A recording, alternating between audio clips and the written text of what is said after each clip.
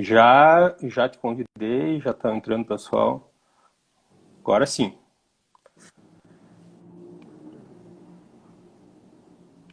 Oi, Bernardo. Boa noite, boa noite.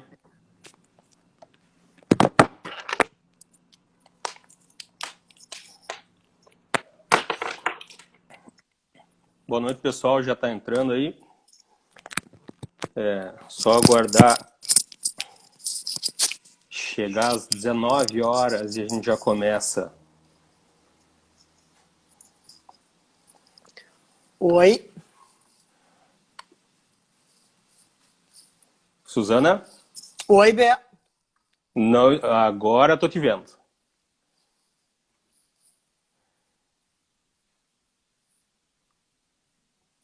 O pessoal já tá entrando.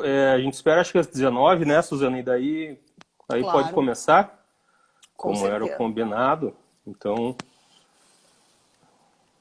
boa noite a todos que já estão Chegando assistindo. numa segunda-feira de noite. Depois de uma transferência, depois do adiantamento,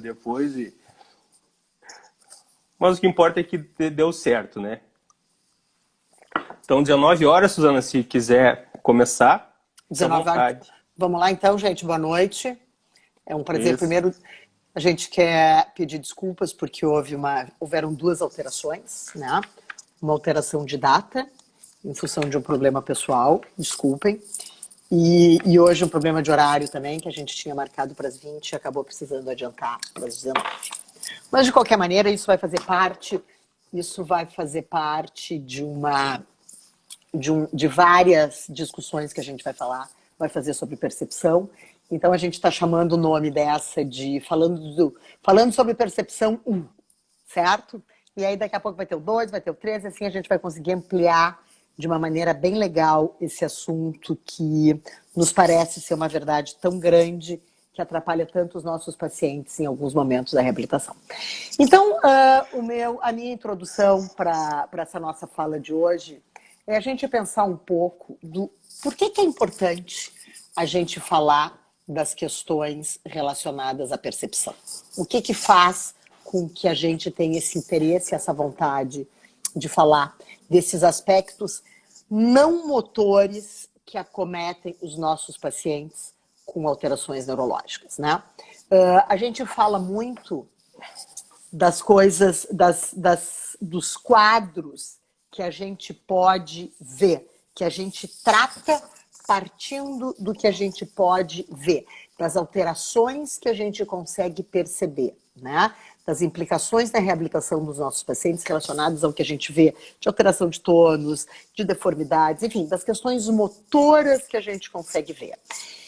E a gente sabe que nem todos os pacientes nos mostram a mesma evolução, nem todos os pacientes conseguem ter os ganhos da mesma maneira, nos mesmos times, etc. e tal.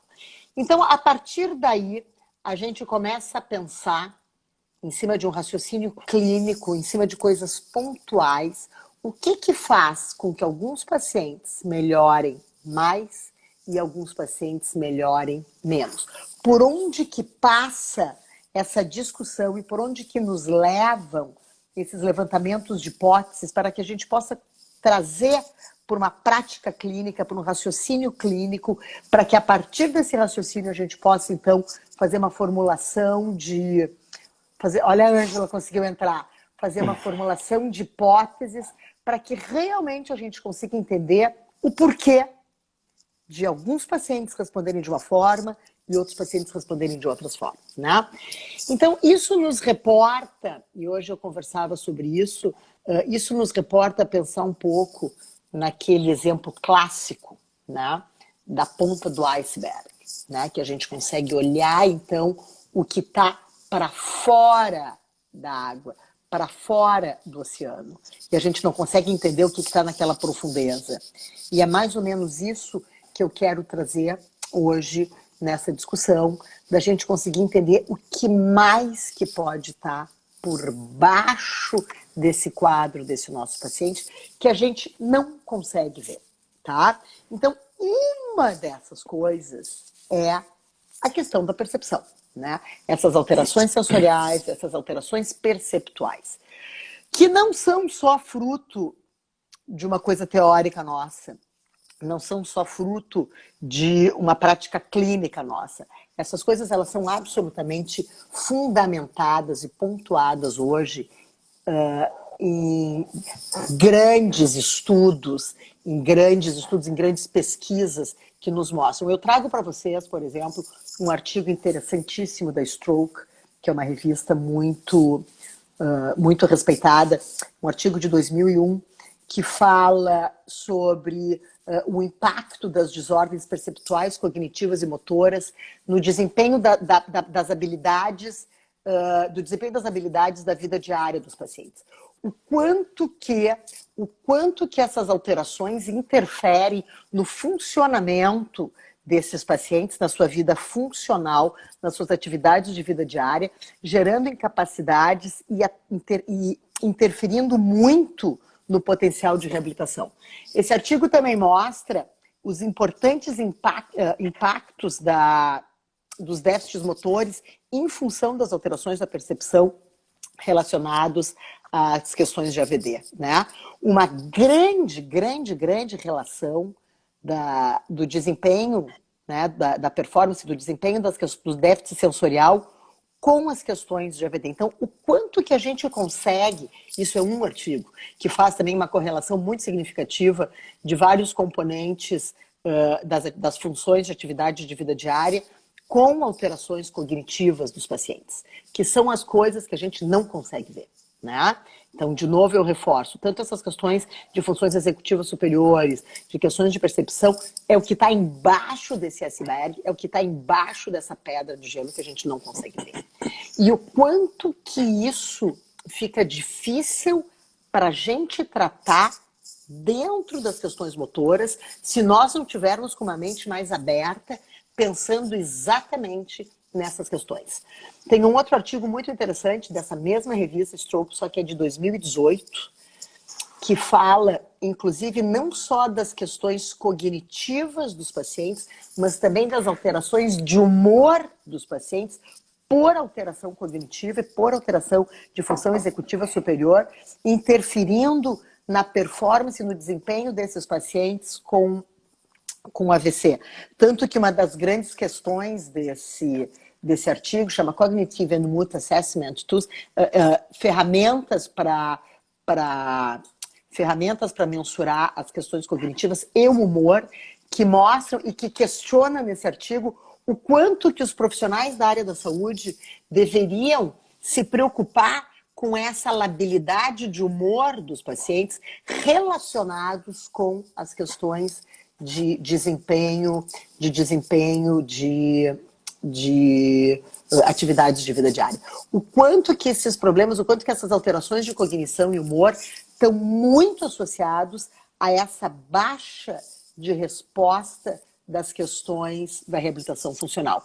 Então, isso que vai levar também, né, esse artigo Stroke 2018, que vai estar no nosso canal, que depois a gente vai lançar isso junto, o quanto que isso nos aponta para que as questões relacionadas ao não desempenho tão favorável no processo de reabilitação sejam outros aspectos também, que não só os nossos aspectos motores.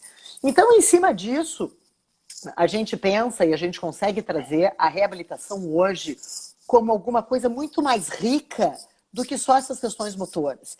E não só muito mais rico, como nessa nossa live de hoje, a gente conseguir falar de alguns outros instrumentos, de algumas outras ferramentas que a gente pode estar usando depois que a gente se dá conta dentro desse nosso raciocínio clínico, com esse levantamento de hipóteses, de outras coisas que a gente possa estar usando, de não só o nosso sistema motor como tratamento, o nosso sistema perceptual e de que maneira a gente consegue estar interferindo para isso.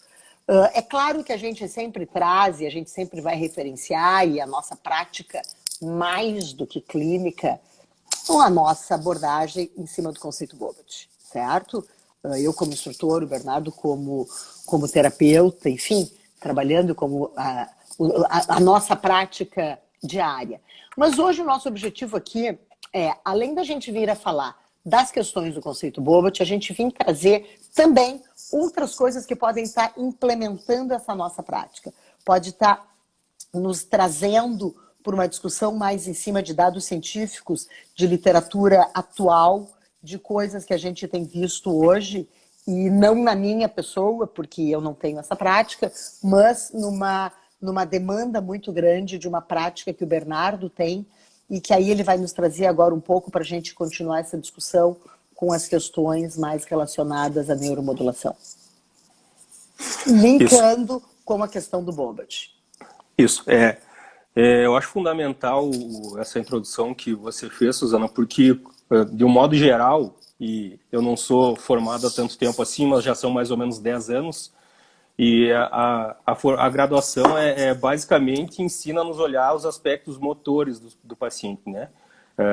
A questão musculoesquelética ou neuromusculoesquelética, hoje a gente estuda um pouco controle motor e tal, mas aqui eu vejo que às vezes a questão visual fica de lado, a questão sensorial fica de lado, a questão vestibular fica de lado, o entendimento do que é percepção, às vezes a gente sabe, quando eu fiz a minha formação no Bobat básico lá, que eu tinha acho que 3 anos de formado, era muito difícil para mim, era muito abstrato pensar o que é percepção, como assim ele tem uma alteração de percepção e a marcha dele é prejudicada por isso, né? Mas é porque a gente vem de uma formação que basicamente nos ensina a olhar os aspectos motores, a olhar músculo, a olhar osso, ligamento, enfim, essas questões. E a partir dessa, eu sou suspeito para falar, né? Mas a partir dessa formação e que eu passei a buscar mais coisas e passei a ter entendimento do que é a percepção e o que uma lesão em alguma área relacionada à percepção pode causar, ou uma lesão em alguma área relacionada à percepção da verticalidade ou esquema corporal pode alterar um paciente que vai prejudicar ele e ele não vai conseguir evoluir conforme o esperado. E aí eu comecei a estudar mais isso, aprofundar mais isso, e dentro desses estudos existem algumas coisas que podem ser trabalhadas, e essa é a ideia que eu vou falar agora, do que falar agora um pouco. Uma delas é a neuromodulação transcraniana, e outra delas é a estimulação visual ou a fisioterapia ocular com foco na visão, que pode, de alguma forma, colaborar para o tratamento dessas pessoas.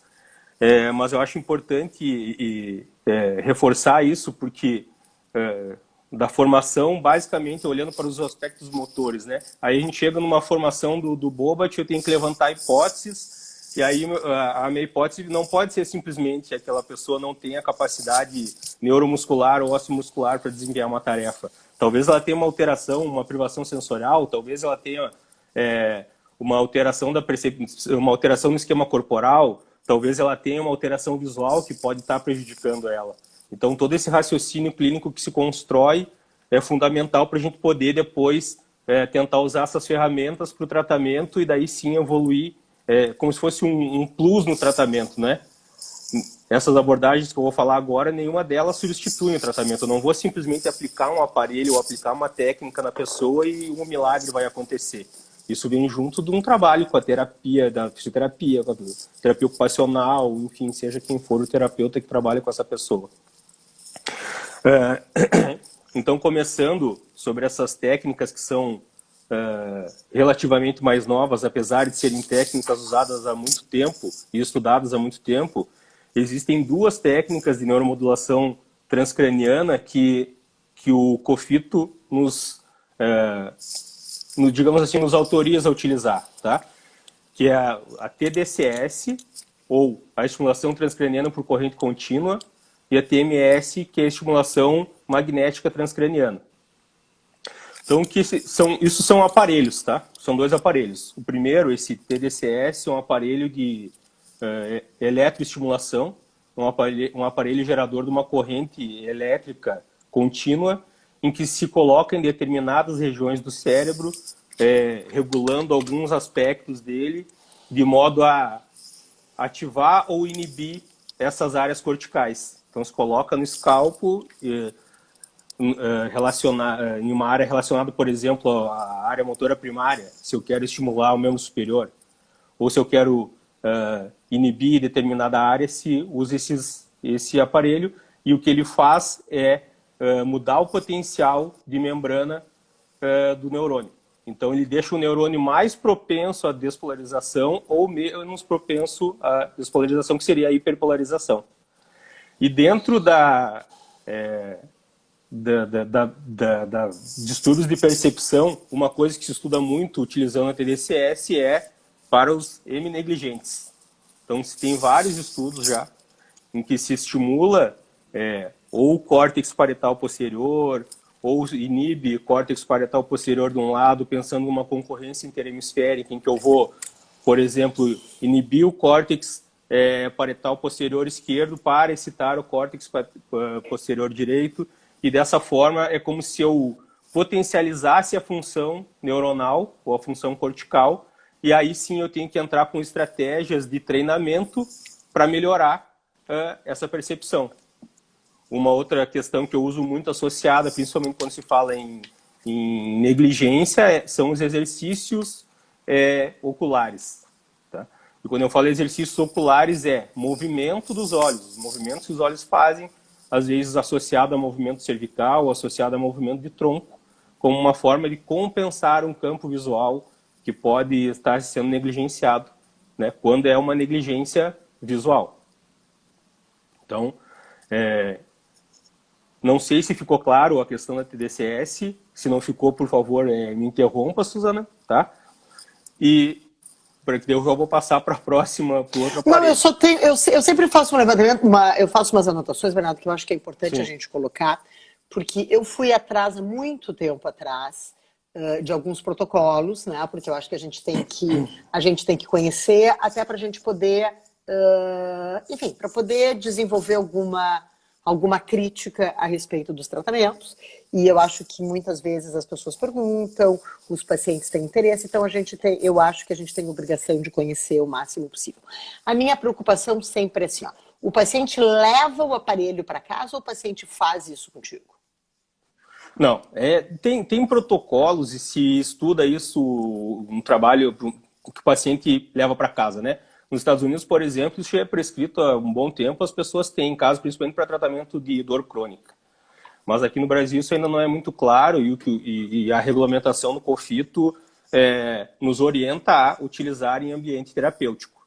Então, como ele funciona, tanto o TDCS quanto a TMS, são protocolos de atendimento.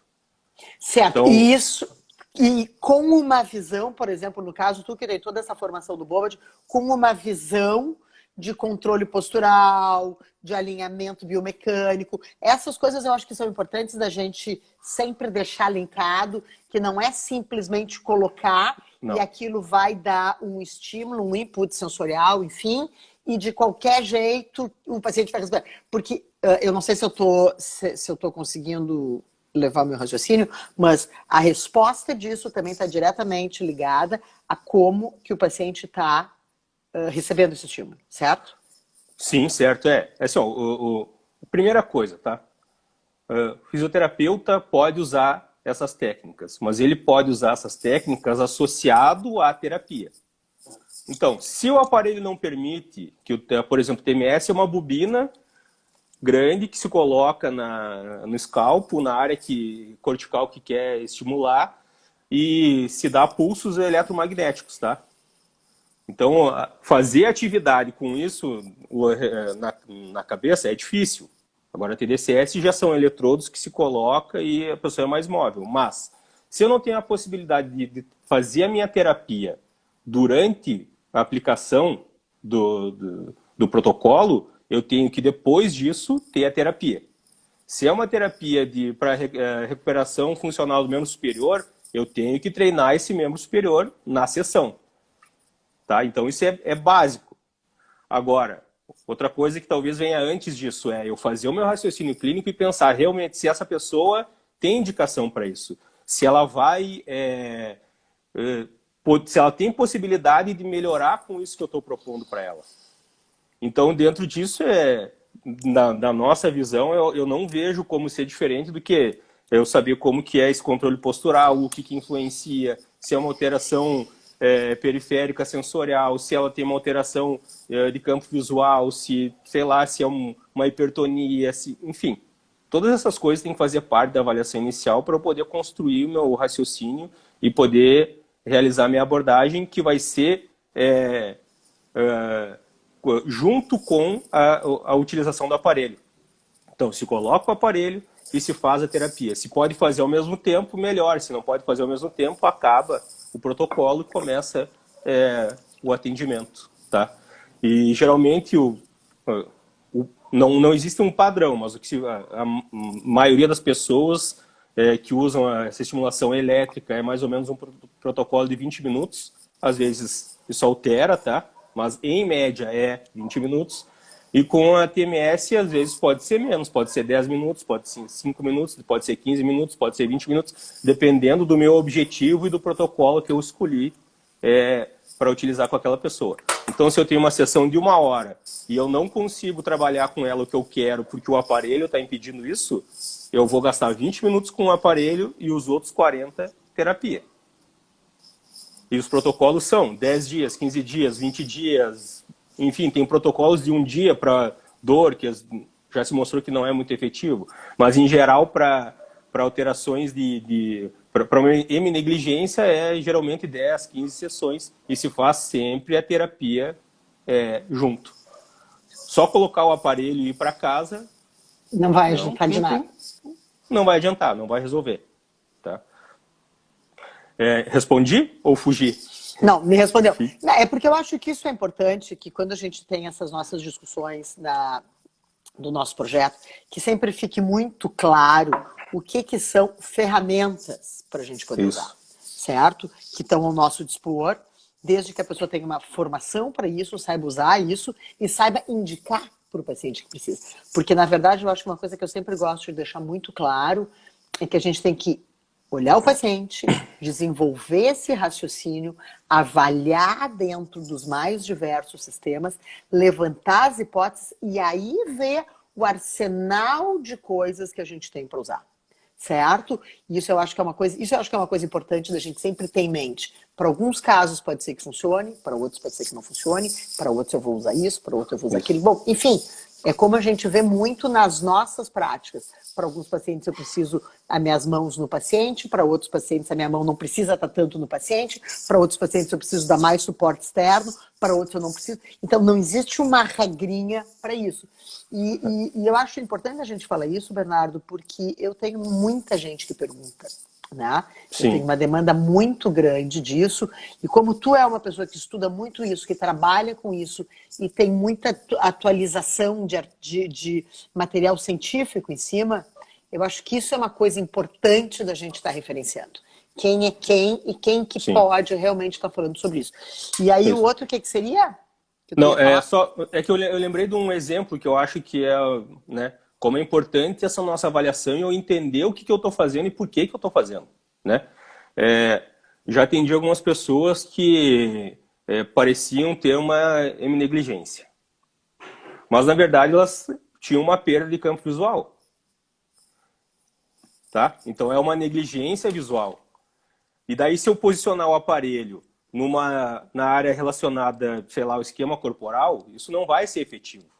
Porque essa área parietal posterior ela não é responsável pela construção do campo visual. Ela integra as informações, mas se tem uma lesão occipital, ela vai perder o campo visual por uma lesão occipital. E se eu colocar esse aparelho numa outra área, então a chance de dar certo é muito menor.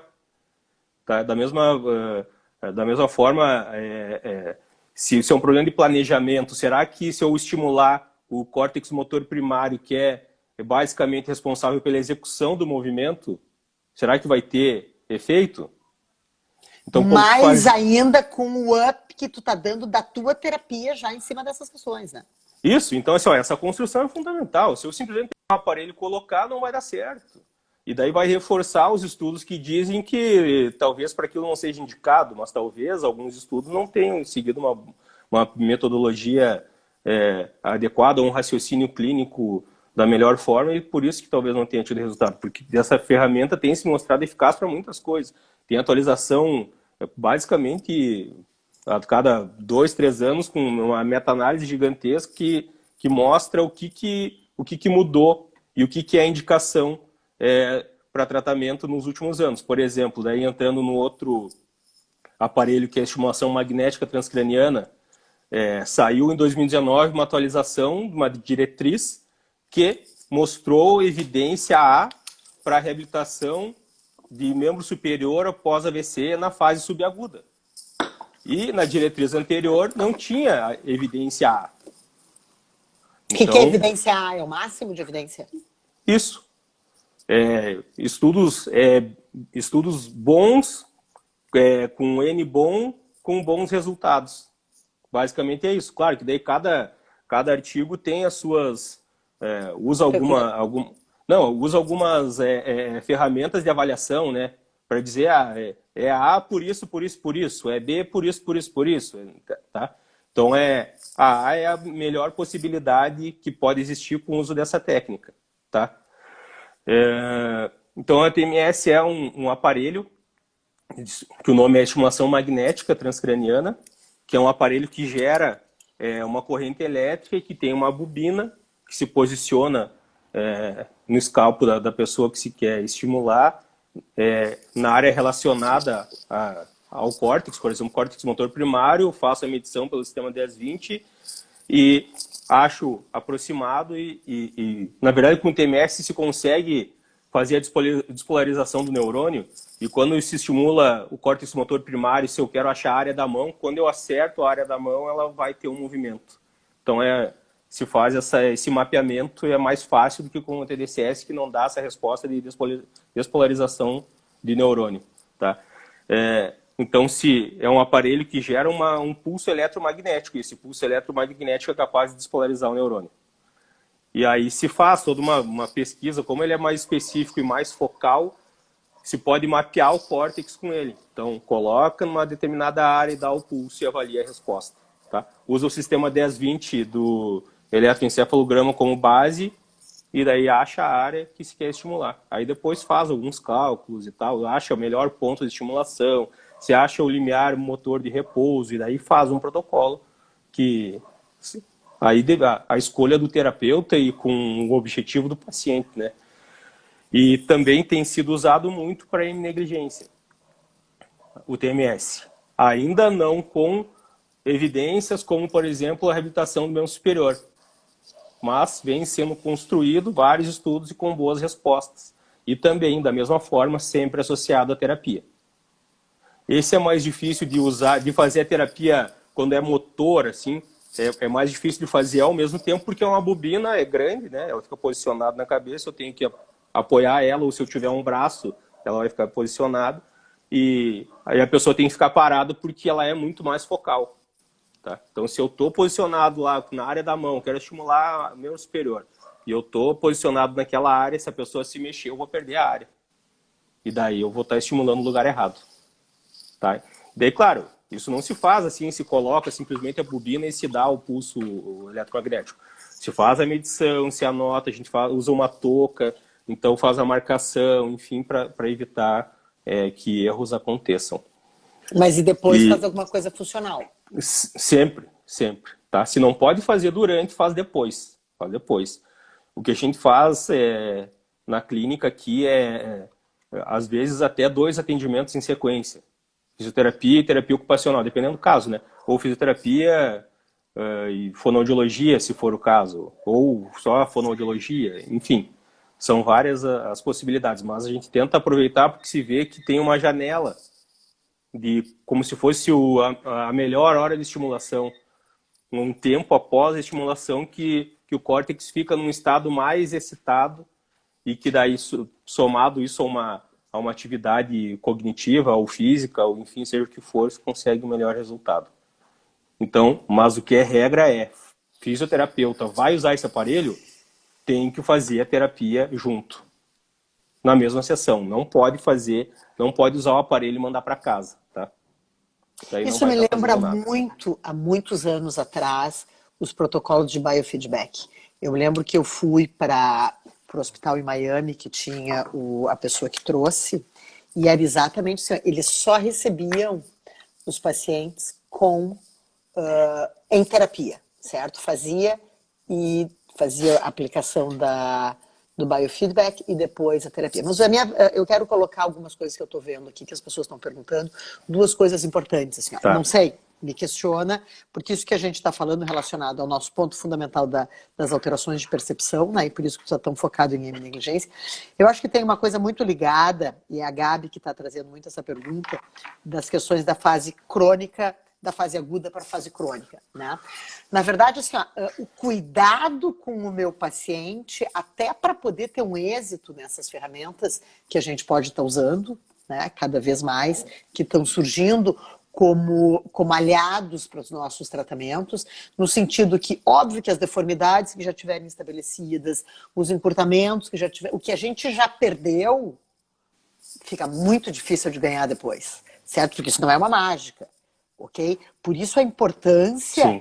de um tratamento muito focado, muito sério, muito ligado a todas essas questões motoras, vamos dizer assim, para esse alinhamento, esse controle postural, para preservar essas estruturas para essas possíveis intervenções. Certo? Eu acho que foi mais ou menos isso que a Gabi estava querendo perguntar, porque a Gabi, inclusive, colocou que ela fez já. Né? A Gabi foi paciente do Pedro, Sim. ela já fez esse protocolo. Não sei muito bem como é que ela ficou, me parece que ela gostou bastante. E outra coisa importante é que como a gente tem, que foi uma outra colocação que fizeram, eu quero aproveitar para responder, como a gente não tem um tempo de terapia para poder dizer a resposta que a gente vai ter, certo? É muito difícil, até porque cada paciente, se a gente for pensar em sistemas, cada paciente vai ter uma evolução, cada paciente vai ter a sua história, então fica muito difícil que um paciente vai demorar, a gente poder dizer que um paciente demora 1 mês, 2 meses, 1 ano, 3 anos. Então essas coisas ficam muito vagas para a gente conseguir dizer. Então isso só me leva a pensar que o quanto que a gente tem que estar cuidando de todos esses sistemas que vão estar interferindo no nosso paciente. Eu imagino isso como um instrumento, como uma ferramenta, para que eu consiga melhorar alguns aspectos de inputs para o meu paciente, visando esse ganho funcional, para que ele consiga, então, ir ganhando a função que ele quer ganhar, certo? Porque o paciente não vai ficar eternamente fazendo isso, Não, certo? não. É. E aí, de tempos em tempos, ele volta? Como é que funciona? O que eu uso na minha prática, tá? Se teve uma boa resposta, se faz uma manutenção. Na verdade, a manutenção se faz por um período que a manutenção é uma sessão a cada 10 dias, uma sessão por semana, uma sessão a cada 15 dias, tá? Independente do aparelho que se usa. Mas se eu fiz essa manutenção por algum tempo e a pessoa não mostrou nenhum resultado, então não tenho por que fazer outro protocolo. Agora ela mostrou que ela evoluiu, isso foi muito bom para ela, eu vou usar. Mas é claro que não vou cronificar isso, eu não vou fazer isso acontecer por 10 anos da vida da pessoa, né? São momentos que eu vou usar para determinada coisa e eu vou buscar essa determinada função. E eu quero isso. Olha só, não chegou aonde eu quero, nós acreditamos que isso pode ser melhor, mas já melhorou, mas acreditamos que pode ser melhor. Então vamos continuar. Vamos fazer, vamos de novo, tal. Aí é de tempos em tempos. Algumas pessoas fazem a cada ano, outras pessoas fazem um protocolo a 6 meses e tal.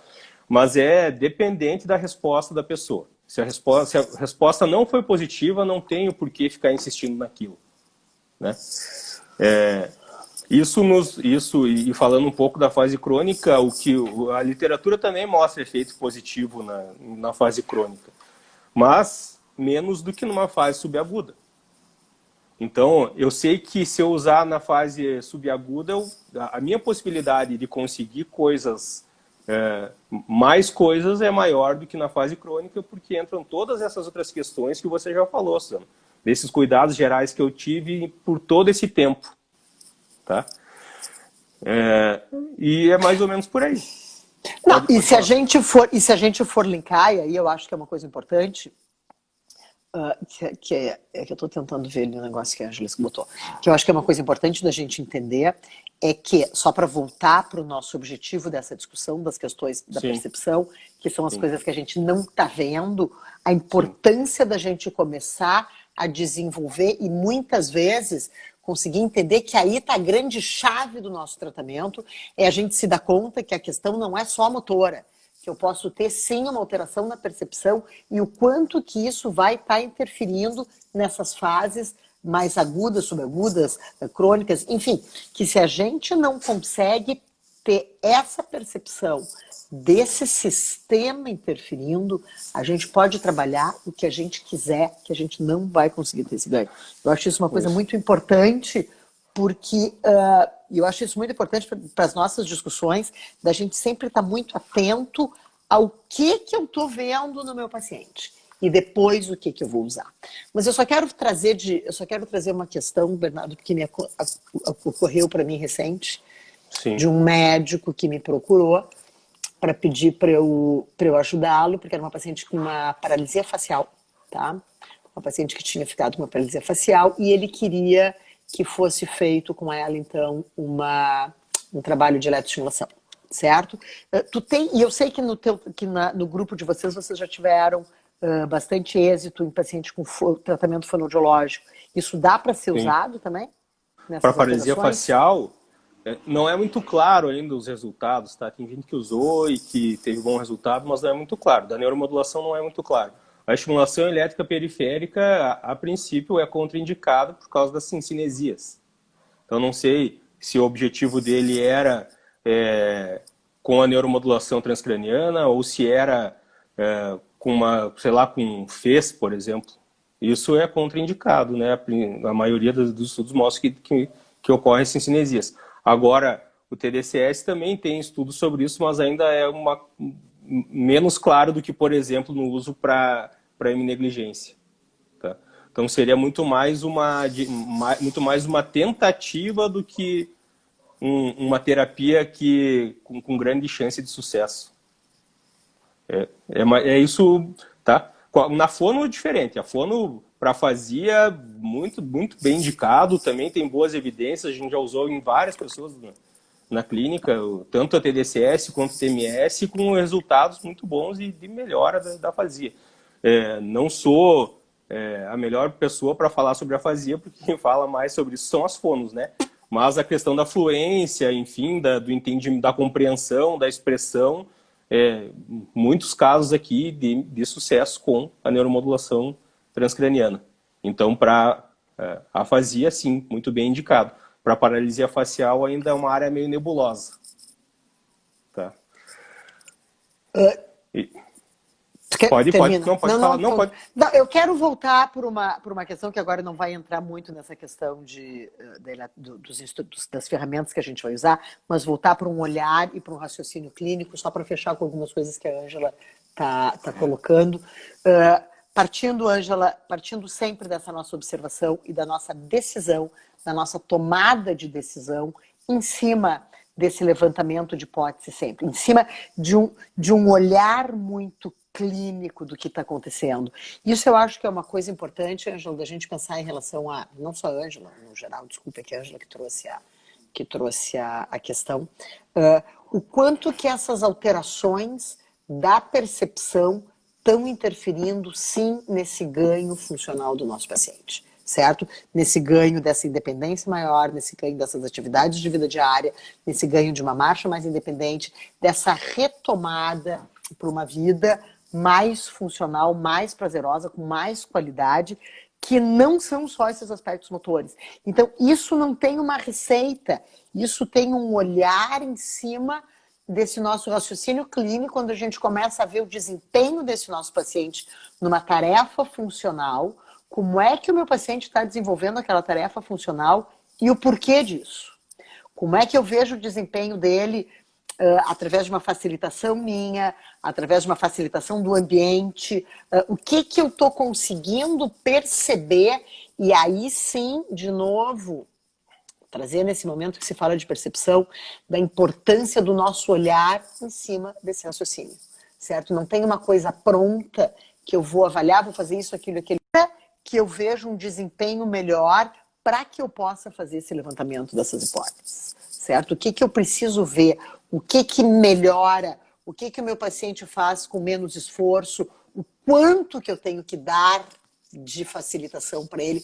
Qual o tipo dessa facilitação? O quanto de feedback? Que tipo de feedback? E aí a gente vai começar, então, a testar essas hipóteses que a gente está levantando.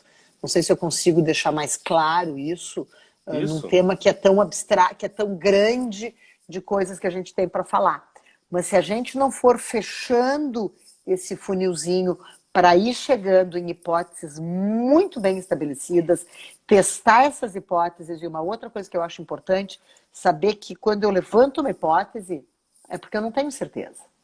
A hipótese é exatamente a possibilidade do sim e do não, né? E eu posso ter uma hipótese que deu certo e posso ter uma hipótese que deu errado, assim como esse teu trabalho que tu está trazendo, em algum paciente pode dar certo e no outro pode estar errado. Então eu acho que quando a gente linka de falar dessas questões de raciocínio clínico, de instrumentos, de levantamento de hipóteses, é exatamente com esse approach, com essa abordagem de poder tentar acertar e ver quando é que a gente acertou, errar, por que que não deu certo, e assim criar o nosso raciocínio. Isso, e essas técnicas elas abrem a porta, né? Mas se a gente não entrar, não vai acontecer nada.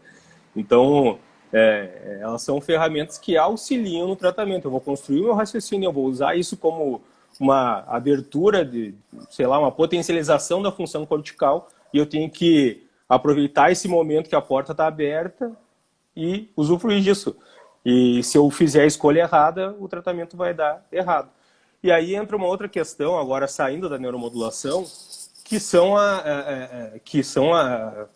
ainda não existe um nome para isso, mas seria a fisioterapia ocular, ou a fisioterapia nas disfunções oculomotoras e visuais, ou os estímulos visuais em pessoas com lesão neurológica, enfim, seja o que for. Mas já se tem visto que exercícios oculares, simplesmente exercícios oculares, coisas simples, podem ajudar na melhora da percepção, de novo, em pessoas imunegligentes, ou em pessoas com síndrome de Pusher. Se sabe que um feedback visual interativo é muito melhor do que botar essa pessoa na frente de um espelho para se olhar.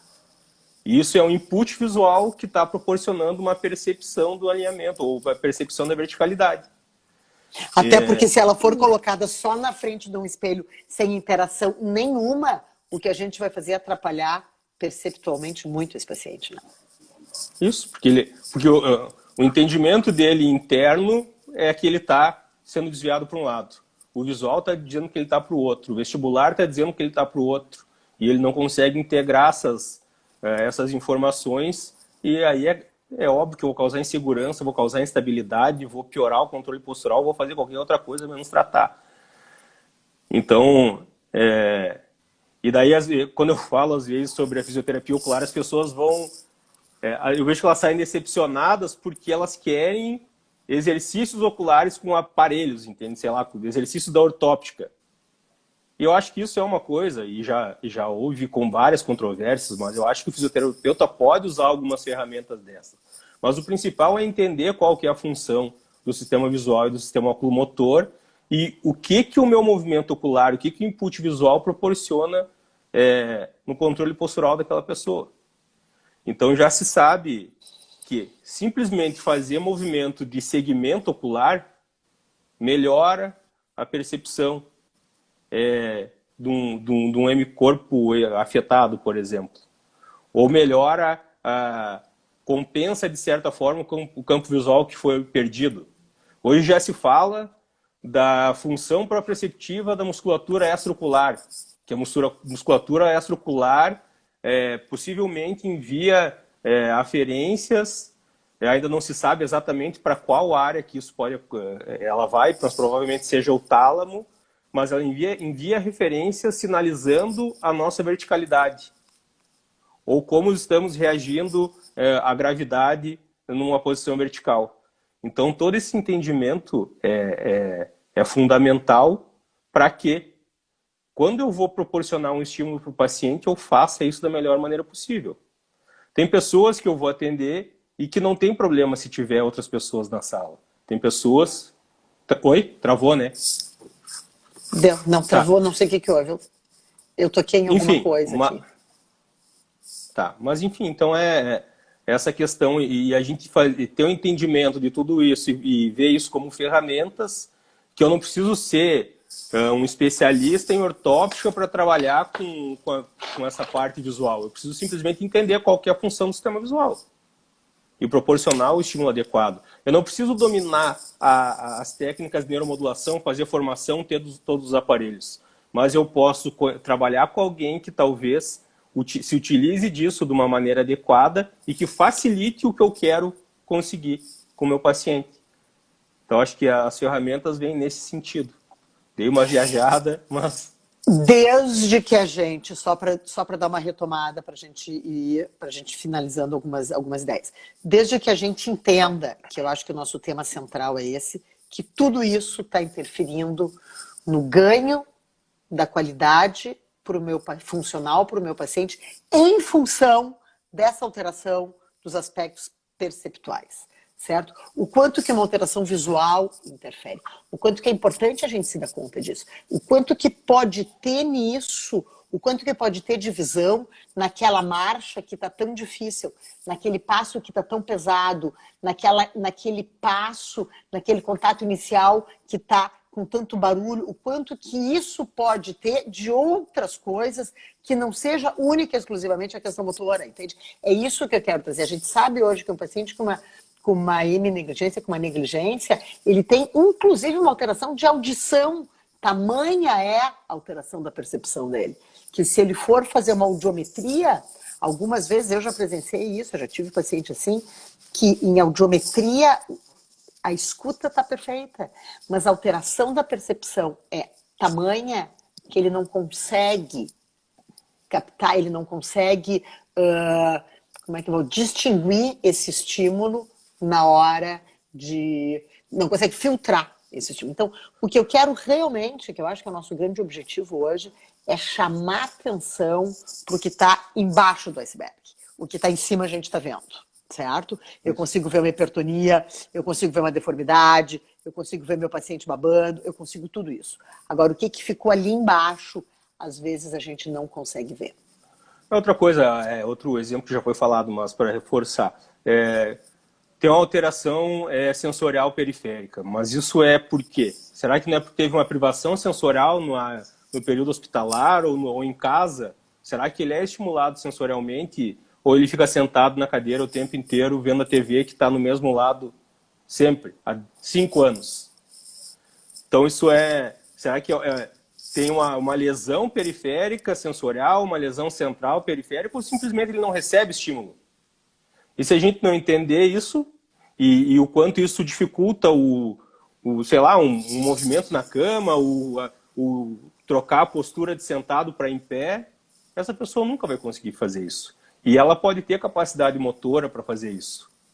Mas o atrapalho é tão grande da informação que chega no momento que ela quer rodar na cama ou que ela quer sentar que ela não consegue executar. Ou será que é uma alteração de planejamento? Isso são as hipóteses. Será que ela não está conseguindo planejar o movimento?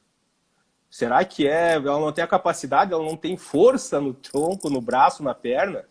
Eu acho que isso a gente não pode mais fazer, né? E não pode mais pensar, quem trabalha com a fisioterapia neurofuncional, fisioterapia neurológica, seja como quiser chamar, não pode mais pensar simplesmente que o paciente é feito de músculo, osso e nervo. O sistema motor é tão importante como qualquer outro sistema, certo? E eu acho que isso é uma coisa que cada vez está mais claro e mais gostoso da gente atender os nossos pacientes, mais legal quando a gente consegue realmente colocar todos os sistemas de uma mesma valia, onde um está interferindo no outro. Agora, é claro que se eu não cuidar desse meu paciente, se meu paciente tiver uma baita de uma deformidade, não adianta, entendeu? Porque aí isso já... Isso, mas assim, isso é o que nós somos treinados a vida inteira. Isso eu já excluo da possibilidade, porque se isso acontecer para o fisioterapeuta, então o caminho tá bem errado. Tá difícil. Então daí não tem como pensar em percepção se a pessoa não consegue pensar no que ela foi treinada 5 anos de faculdade, 2 anos de pós-graduação, seja lá, né? Tá. Se ela não consegue cuidar disso, então essa questão perceptual vai ser cada vez mais abstrata. E voltando, eu acho, voltando porque eu falei no início, né, de quanto isso parecia abstrato. E hoje, para mim, isso é muito claro. Mas é porque a gente começa a observar, começa a levantar hipóteses, começa a mudar a nossa abordagem. Eu fazia assim e não dava certo. Agora eu faço desse outro jeito e eu vi que dá certo. Aí eu tenho uma outra pessoa e eu vou tentar com aquela outra pessoa, não vai dar certo. Eu vou ter que refazer o meu raciocínio clínico e eu vou ter que mudar a minha hipótese ou partir para outra hipótese. Então, ter várias hipóteses. Ter várias hipóteses e a partir disso começar a trabalhar. E daí, de novo, ferramentas como a neuromodulação transcraniana vêm para somar isso, para tentar facilitar isso.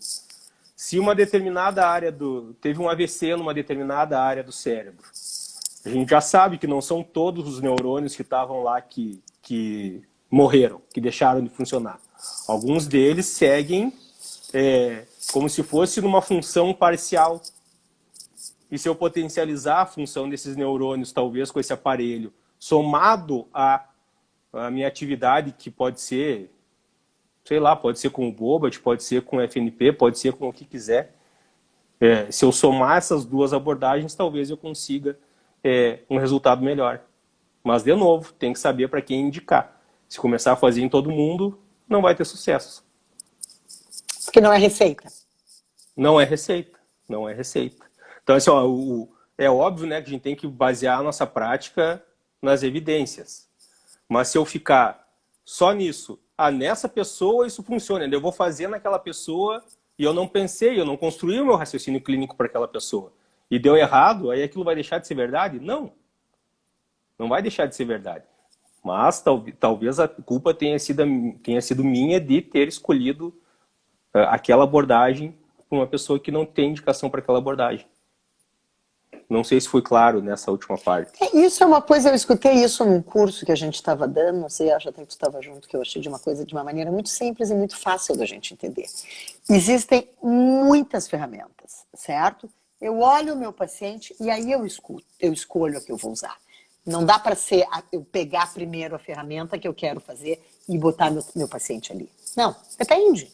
Entendeu? A gente pode usar, a gente já discutiu tanto isso aqui, a gente pode usar uma bandagem.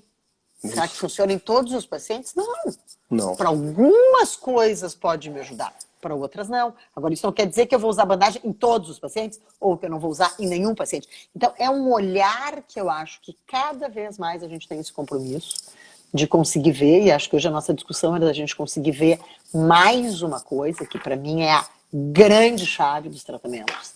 É a grande chave do ganho nos tratamentos, se a gente conseguir ver as questões da percepção, que são difíceis, se esse meu paciente apresenta alguma alteração sensorial, apresenta alguma alteração nessas questões de função executiva superior, como é que está isso, como é que está esse planejamento, essas coisas que a gente não consegue perceber muitas vezes. Então, o quanto que isso é o nosso grande boom para a gente ter um ganho mais legal com esse nosso paciente nas questões motoras, funcionais, vida, AVD, enfim. Seja o que for. Sim, sim. Eu vi que tem uma pergunta aqui da Josiele. O input visual usado em excesso atrapalha o input somatosensorial? Na verdade, o input visual acontece o tempo inteiro, né? A não ser que a pessoa não tenha os olhos. Então, assim, acho que o usado em excesso não seria a palavra correta, né? Mas talvez eu proporcionar o input visual de uma maneira errada não atrapalhe o input somatosensorial, mas atrapalhe o desempenho numa tarefa. Acho que é por aí. Caso não seja essa pergunta, por favor, repita, né? A gente tem mais alguns minutos aqui, se alguém tiver alguma outra pergunta ou colocação, fica à vontade. Alguma observação, Suzana? Não, eu não sei porque eu tirei aqui da tela. Não, eu acho que é exatamente isso. Eu acho que o que a gente tem que cuidar, assim, só para dar uma colaborada, é que, em função dessas alterações de percepção, dessas alterações cognitivas, e eu acho que isso entra muito também em testagens neuropsicológicas, em funções, enfim, que não vem ao caso a gente ficar discutindo isso agora, a gente também tem que cuidar com esse excesso de estímulos, né? Eu acho que isso é uma outra Sim. coisa, assim, de uma preocupação muito grande de dar estímulo, de dar estímulo, de dar estímulo. Calma, o quanto que esse cérebro precisa de um tempo, de uma reorganização, de conseguir filtrar esses estímulos que ele está recebendo, o que ele vai fazer com isso, qual é a resposta que ele está dando, sabe? Eu acho que seria um pouco disso, assim, da gente também cuidar um pouco dessa overdose de estímulos. Isso, não dá para pegar também todas as ferramentas e jogar, né, em cima da pessoa. Tem que ter as ferramentas e tem que... Faz parte da construção do raciocínio e de levantamento de hipóteses. Porque algumas vezes ele não vai conseguir resolver aqueles estímulos que ele está recebendo, certo? Então, Sim. Ele demanda desse tempo, ele demanda dessa parada depois da terapia, enfim, ele demanda desse espaço. Isso, e daí, como foi ligado um pouco à pergunta, à questão visual, né? Esses estímulos de input visual, às vezes, por exemplo, ocluindo o olho dominante, porque você sabe que o olho não dominante fornece mais input sensorial para o controle postural. Então, simplesmente tirar uma entrada visual para tentar melhorar a estabilidade dessa pessoa. E daí, a partir disso, eu vou trabalhar alguma outra coisa. Eu não vou ocluir um olho e ficar fazendo um movimento e ao mesmo tempo dar um estímulo periférico e aí ligo a neuromodulação e estou falando o tempo inteiro e vai e bota um espelho na frente, enfim, é demais.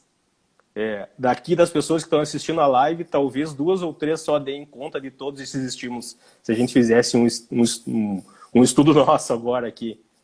Então tem que ter o cuidado com o estímulo que vai dar e fazer a escolha para determinado objetivo. Objetivos também são importantes, né? O objetivo são esse. Fundamentais, né? Objetivos esses, com essas hipóteses e com essas abordagens. Agora é isso. Isso deu certo ou não deu certo? Eu te interrompi. Não, é que eu acho que isso que tu colocasse, a gente, é tanta coisa que a gente fica discutindo que às vezes a gente se atrapalha e não pontua, assim, ó. O objetivo é a coisa fundamental, né? Aliás, o objetivo é o início do nosso raciocínio clínico. O que o meu paciente quer? Em cima do que ele quer, eu vou desenvolver o meu raciocínio clínico, né? Em cima do que ele quer, eu vou fazer a minha avaliação, em cima do que ele quer, eu vou começar a estar vendo, então, esses aspectos das hipóteses e de tudo mais. A Gabriela falou uma coisa e eu tive uma lembrança, tá? A Gabriela falou que o home office diminuiu o tônus dela. E eu lembrei de uma palestra que nós estávamos juntos, em que a palestrante teve um AVC e se recuperou muito bem, inclusive produziu muitas coisas depois disso. E ela estava dando essa palestra e teve um problema no passador de slides. E quando ela teve esse problema, o braço dela começou a aumentar o tônus e começou a entrar num padrão flexor. E isso é um aspecto não motor que está prejudicando o motor dela. E daí isso é uma espasticidade? Não é uma espasticidade. Mas esse tônus aumentou por uma questão emocional, por uma questão... Enfim, ela estava treinada para uma coisa. Essa coisa saiu do trilho. E ela começou a ficar nervosa, enfim, não sei que sentimento exatamente ela teve, insegurança, enfim. E ela mudou a postura dela e isso prejudicou a apresentação da palestra. Então, não, e são coisas exatamente, eu estava na mesa nessa hora, eu me lembro que eu era presidente da mesa, eu acho, e quando eu me dei conta, porque ela tentou duas, na terceira eu fui ali, peguei o passador dela e falei, deixa que eu passo. E aí mudou completamente o quadro. Então são momentos da gente conseguir perceber exatamente onde é que está. E ali ela ia aumentar, e talvez ela não conseguisse nem continuar dando aula dela. Ótima lembrança. Nós temos alguns segundos só, então para finalizar a gente queria dizer que essa é a primeira, uma live introdutória. Nós queremos aprofundar mais no tema e aí pegar algumas coisas específicas e fazer aulas específicas sobre isso. Nas próximas semanas divulgaremos aqui. Na quarta-feira a gente tem aula sobre órteses com o Mário. Fica o convite a todos e até a próxima. Muito obrigado, Suzana. Se quiser finalizar, a gente tem 13 segundos. Muito obrigada, eu acho que foi super bom. Aliás, a gente adora ficar batendo papo e falando que a gente trabalha. Então, só que assim agora a gente